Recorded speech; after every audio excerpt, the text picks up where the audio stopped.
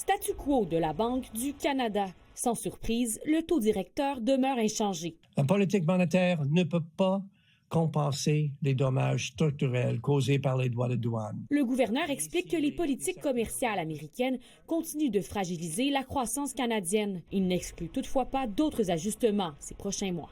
Si jamais les choses se détérioraient, il peut y avoir d'autres baisses de taux d'intérêt. Évidemment, on espère que l'économie ne se détériore pas, mais on sent que la Banque du Canada est plus nerveuse considérant le géopolitique et ce qui se passe actuellement là, dans nos relations avec les États-Unis. Cela dit, les experts et les économistes s'entendent pour dire que la prochaine baisse n'arrivera pas de sitôt. Pour qu'on ait une baisse, ça prendrait probablement quelque chose qui va mal avec la CEUM. Il faudrait vraiment que les choses se détériorent rapidement. Puis la prochaine décision, c'est une hausse, mais en 2027. Pendant ce temps, aux États-Unis, la Réserve fédérale maintient aussi ses taux. Une première depuis juillet. Il y avait un large consensus au sein du comité, dit Jérôme Powell.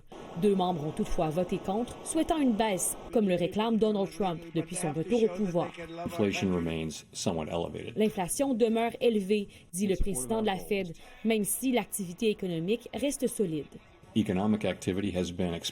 Jérôme Powell a aussi été questionné sur la récente baisse du dollar américain. L'incertitude économique aux États-Unis pousse de plus en plus d'investisseurs à délaisser le billet vert pour se tourner vers des valeurs refuges comme l'or. Un mouvement qui, pour l'instant, ne semble pas inquiéter Donald Trump. Cet attrait récent pour les métaux précieux donne également un coup de pouce au marché canadien, notamment à la Bourse de Toronto, portée par les sociétés minières. Reste à voir combien de temps l'or brillera aussi fort, mais une chose est claire, tant que l'incertitude domine, l'or gardera la cote. Anne-Sophie Jobin, TVA Nouvelles.